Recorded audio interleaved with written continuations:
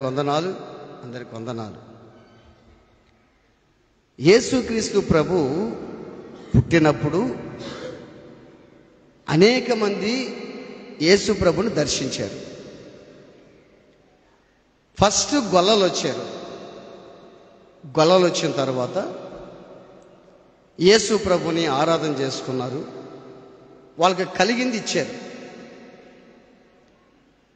యేసు ప్రభు పుట్టినప్పుడు పశువుల తొట్టిలో స్థలం లేక పరుండి పెట్టినప్పుడు అక్కడికి గొల్లలు వచ్చి ఆరాధన చేశారు. ఒక ఆరాధన మాత్రమే కాదు, ఆరాధన చేసి ఆ గొల్లలకి స్తోమత ఏముందో అది దేవుడికి కానుకగా ఇచ్చిపోయారు. వాళ్ళు వెళ్ళిపోయిన తరువాత జ్ఞానులు వచ్చారు. జ్ఞానులు వచ్చేలాకే కొంచెం టైం పట్టింది, కొన్ని నెలలు అయిపోతుంది జ్ఞానులు వచ్చేలాకే. అందుకని జ్ఞానులు వచ్చే సమయానికి యేసు ప్రభు పశువుల తొట్టిలో లేడు, డిశ్చార్జ్ అయిపోయాడు ఆయన.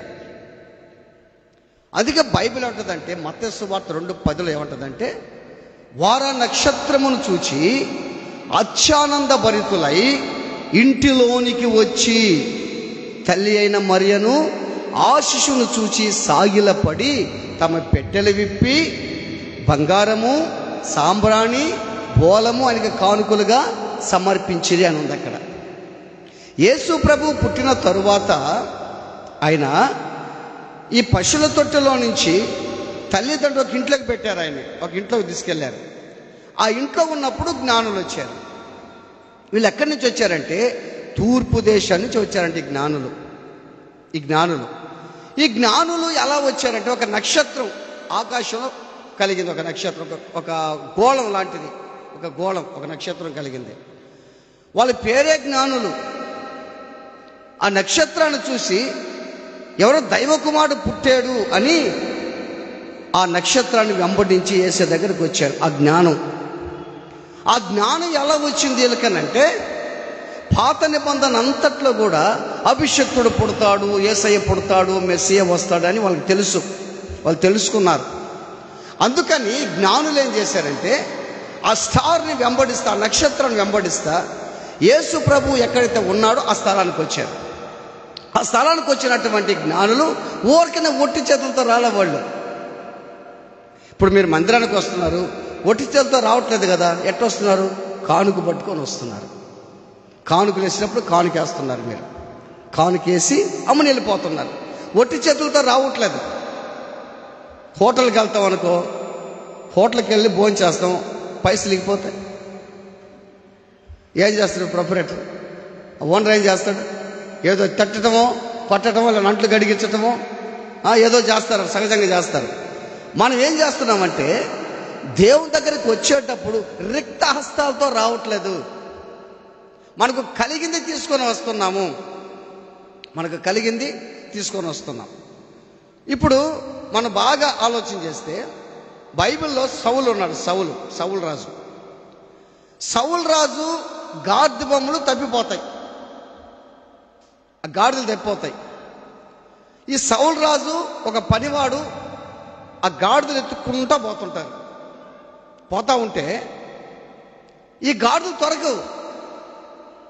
ఆ వ్యక్తి ఏమంటాడంటే, సౌలు అంటాడు, అయ్యా ఇక్కడ ఎవరన్నా ఉన్నారా అంటే, గాడిదలు మనకి ఇన్ఫర్మేషన్ చెప్పేదానికంటే ఆయన ఏమంటాడంటే, అయ్యా ఇక్కడ ఒక ఆయన ఉన్నాడు, దీర్ఘదర్శి ఒక ఆయన ఉన్నాడు, ఆయన పేరు సమూయేలు, ఆయన ప్రార్థన చేస్తాడయ్యా, ప్రార్థన చేసి చెప్తాడు, ఆయన అడిగి పోదాం అంటాడు.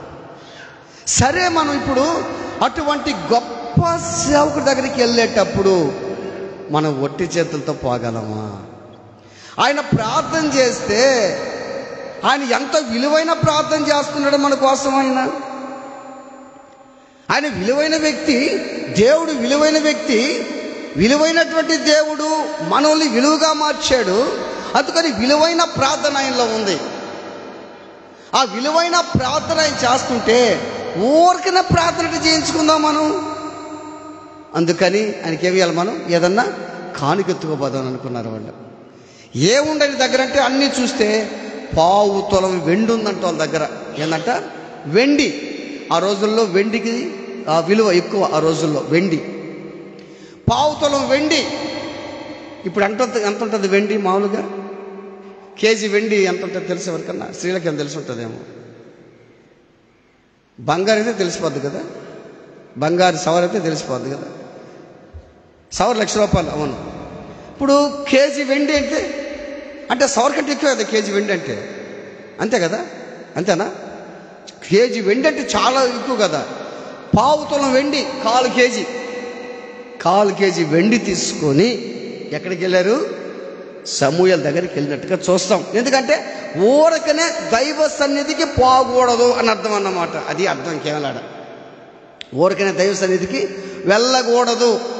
ఒకవేళ గుర్తుపెట్టుకో, నీ దగ్గర ఏమి ఉందో లేదో ఎవరికి తెలుసు? అది నీ దగ్గర సందా వేసేదానికి శక్తి కూడా లేదనుకో, నీకు దేవుడికి తెలుసు. ఉండి ఇంట్లో పెట్టుకొని తేకుండా ఉంటే దేవుడు బాధపడతాడు. లేదనుకో, నీ హృదయమే ఒక కానుక, నీ హృదయమే ఒక కానుక. దేవుని పెట్టారా? ఈ సమూయేలు దగ్గరికి ఒట్టి చేతులతో వాళ్ళు వెళ్ళలా. ఇంకోటి కూడా ఉంది. నయమానికి బాగలేకపోతే, నయమానికి కుష్ఠరోగం అయితే ఎక్కడికి వెళ్తాడు ఈయన? ఎలీషా దగ్గరికి వెళ్తాడు. ఏమెత్తుకెళ్తాడు? బంగారు, వస్త్రాలు, వెండి, దుస్తులు, బట్టలు ఏమేమో తీసుకెళ్ళిపోతాడు. ఎవరికి అంటే ఎందుకు ఇంత తెచ్చుకోబోతున్నాడు తెలుసా? ఈయన క్యాడరే వేరు. ఎవరిది? నయమాన్ క్యాడరే, సైన్యాధిపతి నయమాను, కోట్ల రూపాయలు. అంటే ఈరోజు అనుకుందాం అంత డబ్బున్న వ్యక్తి అన్నమాట నయమాను. ఆ నయమాను క్యాడర్ తగ్గట్టుగా వెళ్ళిపోయాడు. బాగా గుర్తుపెట్టుకు, ఈరోజు నీ క్యాడర్ తగ్గట్టుగా ఉండాలి. నీ క్యాడర్ తగ్గకూడదు. నువ్వేం చూసేదానికి బాగుంటివి, నీకు అన్నీ ఉండే, ఏమి లేని దానిగా లేనోడుగా ఎందుకుంటున్నావు? దేవుడికి సమస్తం ఇచ్చాడు కదా,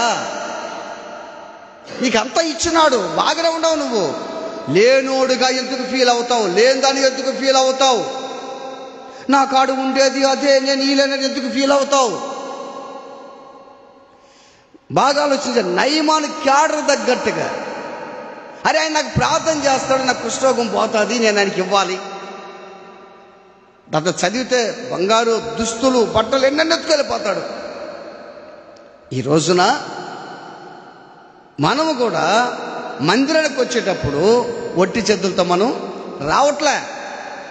దేవునికి ఏదో ఒకటి మనం కానుక తీసుకొస్తున్నాం, ఏదో కానుక తీసుకొస్తున్నాం.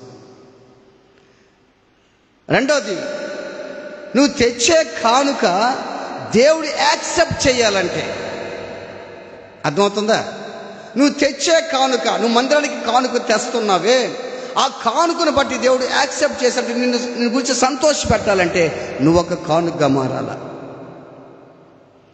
యేసు ప్రభు దేవుడు కోరుకుని ఈ కానుక కాదు, నువ్వే ఒక కానుక అయిపోవాలి.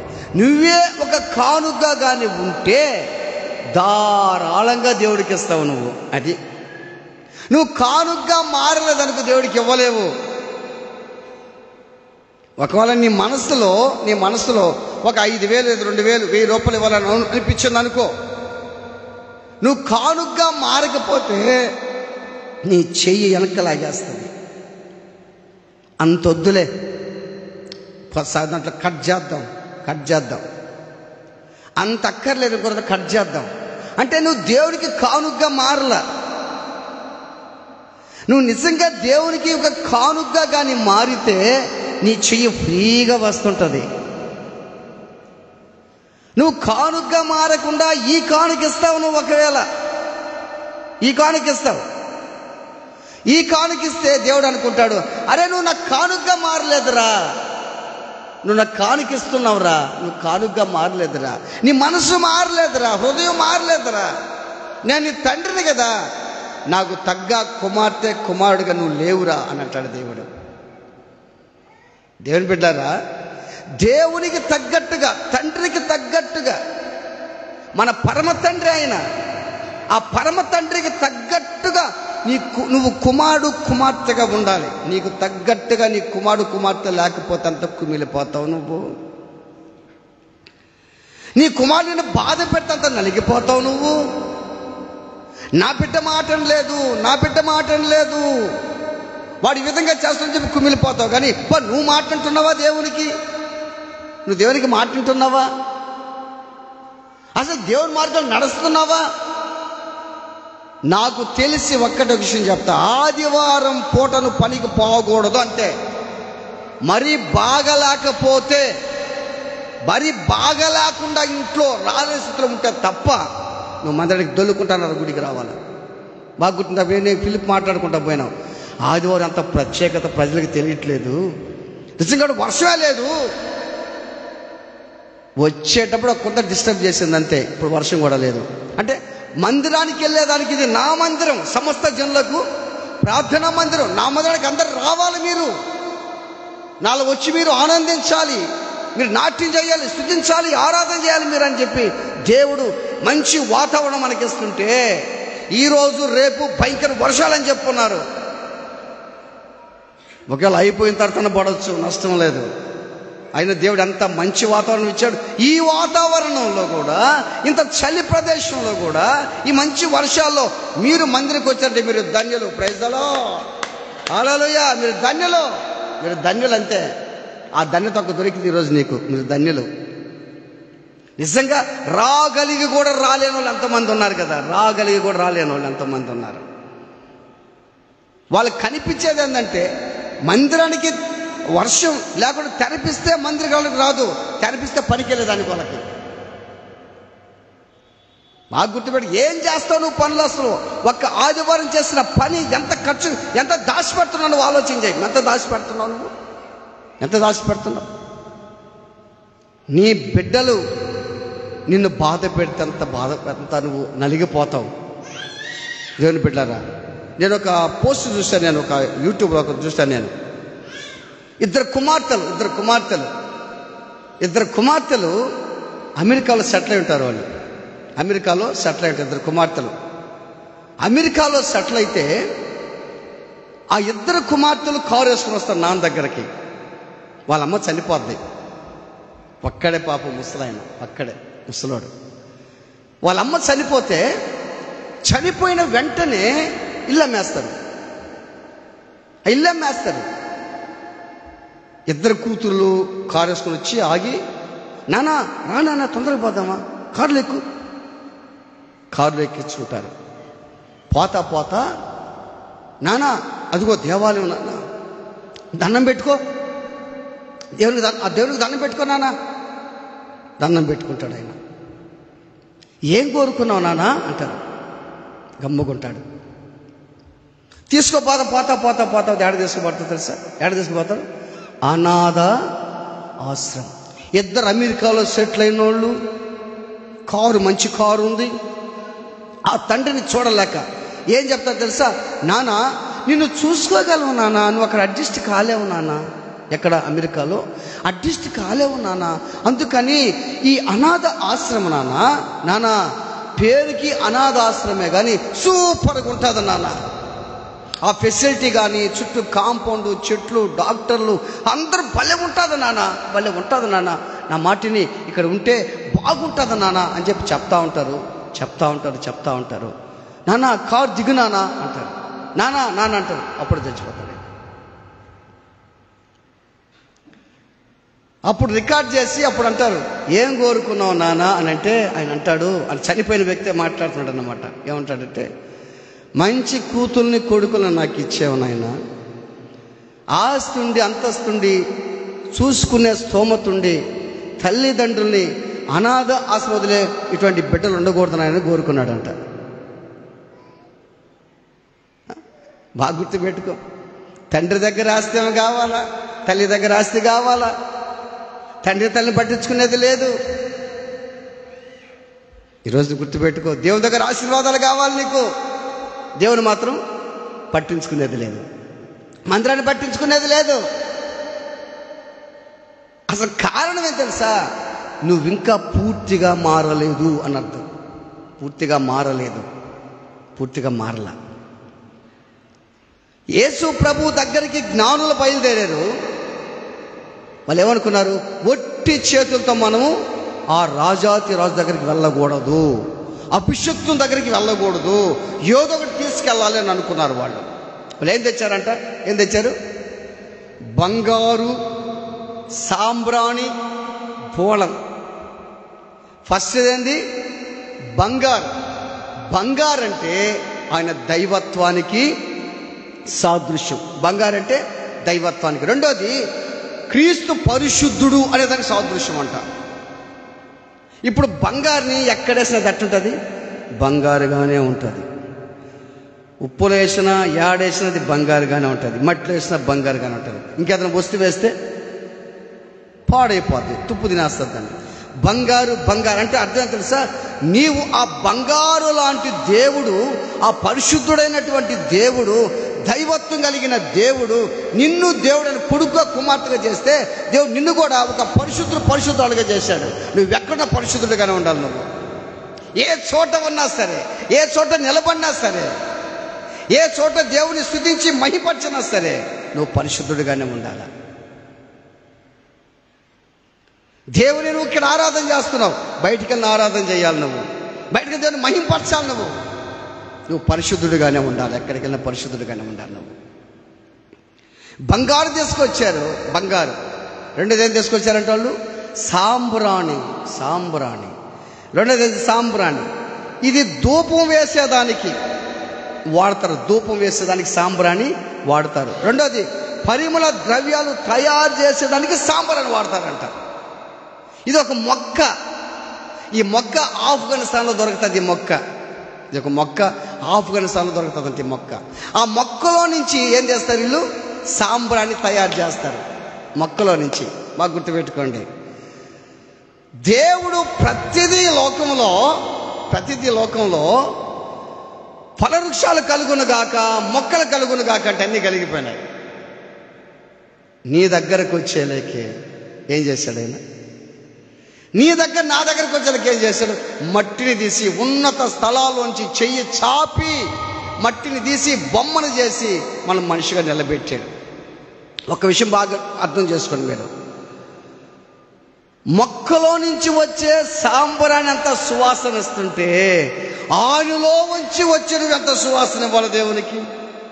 ఇలా పరిమళ వాసన రావాలి కదా.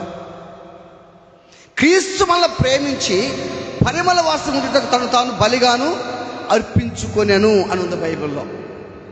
నిన్ను ప్రేమించాడు ఆయన. ఎఫెసీ పత్రిక అనుకుంటా, ఎఫెసీ పత్రిక 5:2 అనుకుంటాను. బాగా ఆలోచన చేయండి. దేవుడు నిన్ను నన్ను ప్రేమించి ఒక మొక్కలో నుంచి సాంబ్రాణి వస్తుంటే, ఈ రోజున దేవుడు నిన్ను 2 చేతులతో చేసుకున్నాడే. ఆయన పరిశుద్ధుడే. ఆ పరిశుద్ధ రక్తం నీ కోసం కాచాడే. నువ్వెంత వాసన ఇవ్వాలి ప్రజలకి? నువ్వు పాతుంటే చెడు వాసన రాకూడదు, తాగుబోతు వాసన రాకూడదు, చెడు వాసన రాకూడదు, నీచమైన వాసన రాకూడదు, చెడ్డ వాసన రాకూడదు. ఆ వాసన కాదు వచ్చేది, పరిమళ వాసన. పలానా మంచిదయ్యా, పలానా ఆయన మంచివాడయ్యా, పలానోడు మంచివాడు, ఎవరిస్తాడు మంచివాడయ్యా. ఈ మధ్య ఇంకోటి చూశాను నేను. ఇంకొకటి కొంతమంది చూసుంటారా మీరు? అమ్మాయికి 14 సంవత్సరాలు, అబ్బాయికి 13 సంవత్సరాలు. అమ్మాయికి అంతా 14 సంవత్సరాలు, అబ్బాయికి 13. అంటే అబ్బాయి 1 సంవత్సరం అమ్మాయి మీద చిన్న. వీళ్ళిద్దరు జంప్ వెళ్ళిపోయారు. ఇంత చిన్న వయసు చూడండి. మైనార్టీ కూడా తీరల వాళ్ళకి. చిన్న వయసు జంప్ వెళ్ళిపోయారు. వాడు సీక్రెట్గా లాంటి డబ్బులో 10 ఏళ్ళు తీసుకుని వెళ్ళిపోయాడు అంట. అంటే 13 సంవత్సరాల వ్యక్తి. అంటే 7వ క్లాసా 8వ క్లాసా? వాళ్ళకి చూడండి ప్రేమ. ఇది కారణం ఏంది తెలుసా? ఎందుకు వచ్చింది తెలుసా ఈ ప్రేమ? నీవు నీ మనవడు మనవరాలు ఎదుగుని పెట్టి సినిమాలు చూస్తున్నావు టీవీలో. నీ కూతురు పెట్టుకుని సినిమాలు చూస్తున్నావు టీవీలో. ఎదుగుని పెట్టిన పక్కన పెట్టుకొని సీరియల్ చూస్తున్నావు. ఆ సీరియల్లో ఒకటి ఉంటుందా? సీరియల్ మంచిగా ఉంటాయా? వాళ్ళు ముట్టుకోవటము, వాళ్ళు కౌగిలించుకోవటము, ప్రేమించుకోవటము, వెళ్ళిపోవటము, హత్యలు చేయటం, పొడవటము, ఇవన్నీ చేసి వాడు అన్నీ బాగా చూస్తూ ఉన్నా. అప్పుడు వాడు ప్లాన్ చేస్తాడు, నేను కూడా కొన్ని ప్రేమిస్తే బాగుందని. నీ ఎదిగిన పెట్టెలో పెట్టుకొని మనవరాలు పక్కన పెట్టుకొని నువ్వు హ్యాపీగా సినిమా చూస్తావు. నువ్వు అనుకుంటున్నావు సినిమా చూస్తున్నావని, సీరియల్ అని. కానీ వాడంతా వాడంతా చెడిపోతుంది. నీకు అర్థం కావట్లే. నా ప్రియమైన దేవుని బిడ్డారా, బంగారం దైవత్వానికి సాదృశ్యము. సాంబ్రాణి అనేది తెలుసా? క్రీస్తు ప్రధాన యాజకుడు అనే దానికి సాదృశ్యం. క్రీస్తు ప్రధాన యాజకుడు. మన ప్రధాన యాజకుడు ఎవరు? ఆయనే. ఆయన మన ప్రధాన యాజకుడు. మన యాజకుడు ఆయనే. బంగారము, సాంబ్రాణి, మూడోది ఏం తెచ్చారంట? బోళము. మూడోది ఏం తెచ్చారు? బోళము.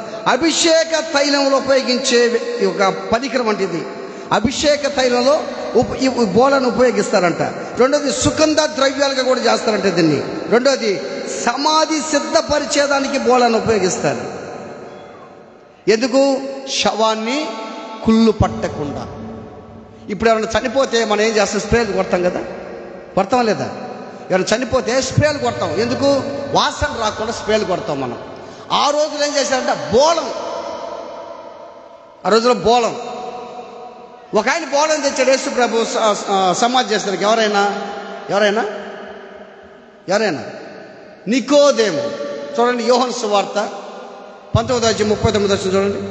యోహాను సువార్త 19:39.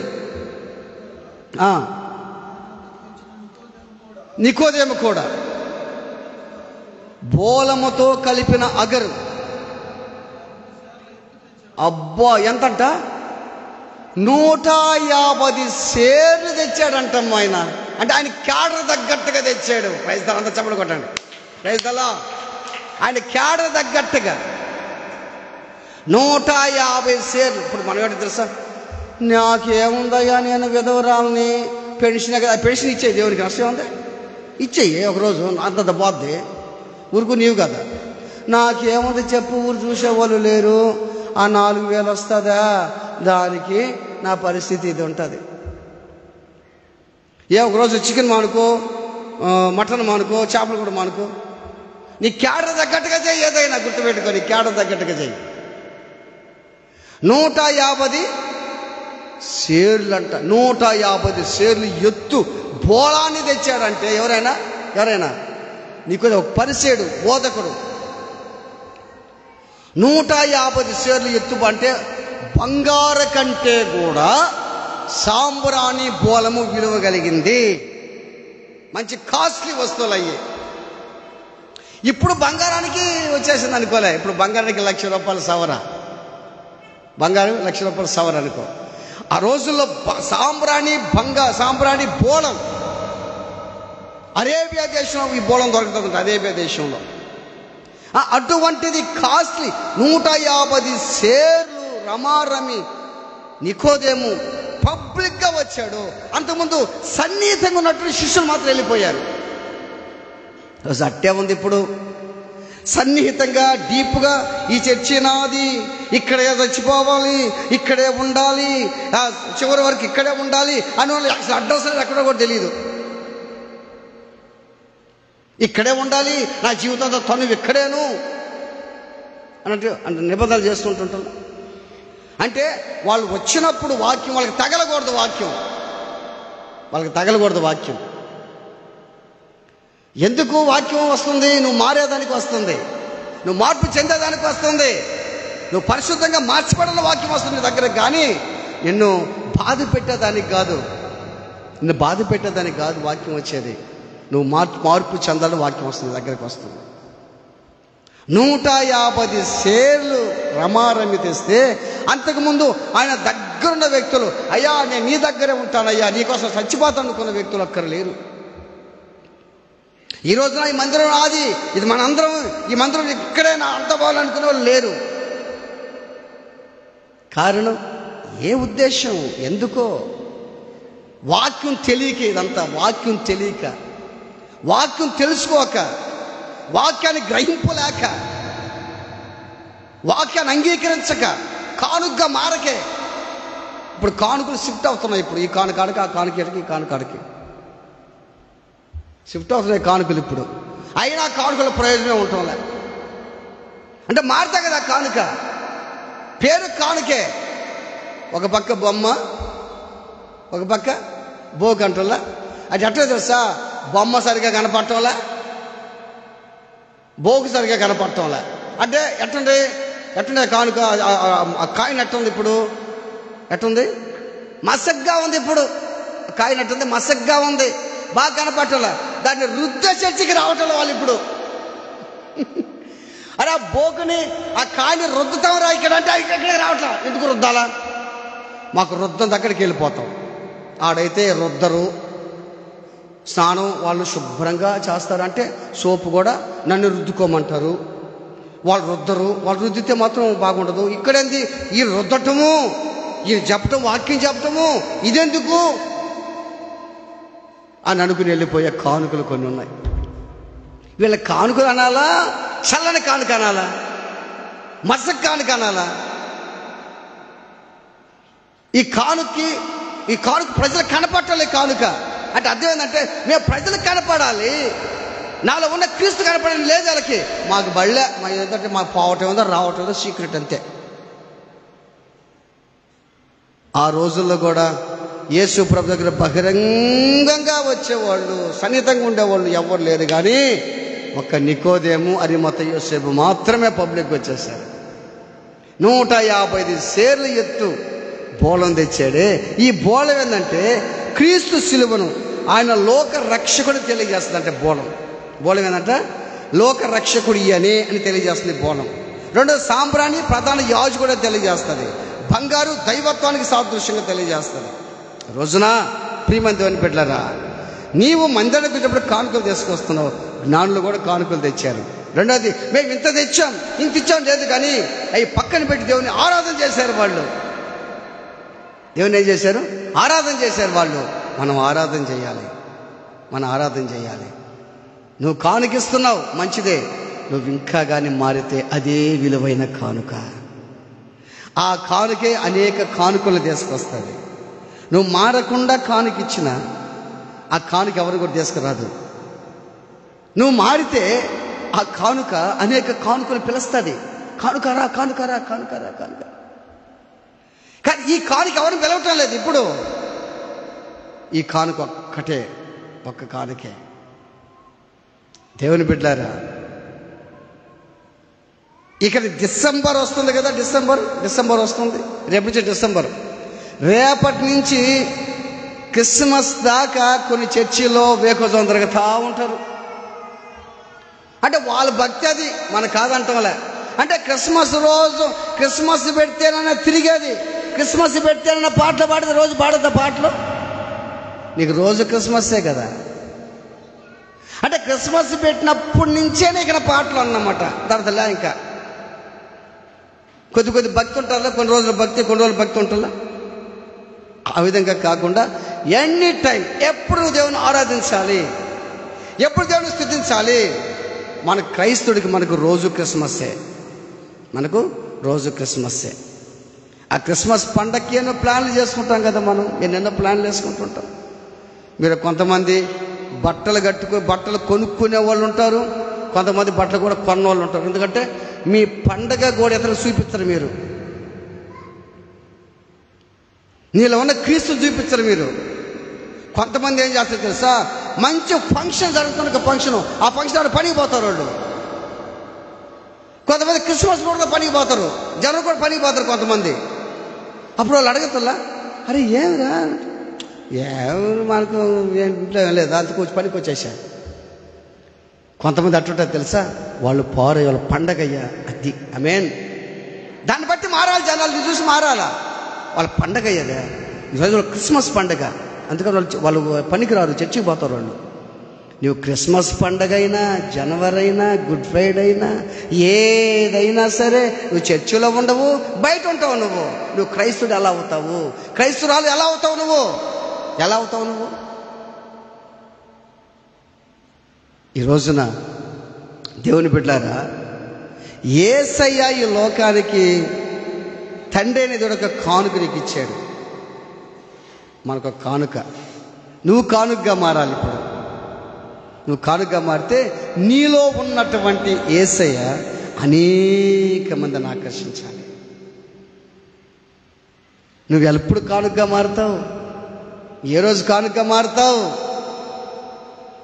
ఈరోజు నువ్వు ఆలోచన చేయి. దేవుని బిడ్డలారా, నువ్వు ఆలోచన చేయి. యేసయ్య ఈ లోకానికి మన కోసం వచ్చాడు, మన కోసం రక్తం కార్చాడు, మరణించాడు, సమాధి చేయబడ్డాడు, 3వ దినాన లేచాడు, మరలా రాబోతూ ఉన్నాడు. మళ్ళా రాబోతున్నాడు. లేఖనాలు నెరవేరే రోజు దగ్గరకు వచ్చేసింది. లేఖనాలు యెరూషలేము దేవాలయం కట్టారు, దగ్గరకు వస్తుంది. ఆ రోజుల్లో యెరూషలేము దేవాలయం ఎన్ని సంవత్సరాలు కట్టారు? 20 సంవత్సరాలు, 40 సంవత్సరాలు అంటే బైబిల్లో ఉంటాయి కొన్ని మాటలు. 20 సంవత్సరాలు కట్టారు ఉంటుంది. 2 సంవత్సరాలు కట్టారు. ఇప్పుడు ఇస్లాం ఎన్ని రోజులు కడతారు? 3 రోజులు కట్టేస్తారంట. ఇది చదువుతుంటే నాకు అర్థమైన విషయం ఏంటంటే, యేసు ఒక మాట అంటాడు, దేవాలయాన్ని పడగొట్టండి, నేను 3 దినాల్లో లేపుతానన్నాడు. అంటే ఆయన చెప్పింది ఆయన దేహాన్ని గురించి చెప్పాడు అనుకో. మామూలుగా కూడా ఆలోచిద్దాం, అటువంటి రోజులు నెరవేరే రోజులు దగ్గరికి వచ్చేసాయి. యేసే రాబోతున్నాడు మన కోసం. నువ్వు ఇంకా కానుకగా మారకపోతే ఈరోజు కానుకగా మారాలి. రెండోది బాప్తిసం కూడా కొంతమంది మీరు తీసుకోవాలా. బాప్తిసం కూడా మీరేం చేయాలి తెలుసా? మీకు మనసు ఉంటేనే తీసుకోవాలి, మనసు లేకపోతే తీసుకోకూడదు.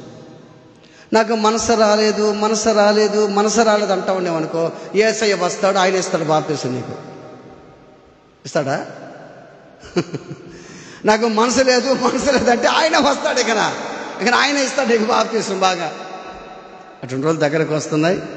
త్వరపడు, ఒక కానుకగా నువ్వు మారాలి. ప్రార్థన చేసుకుందాం. తల ఉంచి కళ్ళు మూసుకుందాం.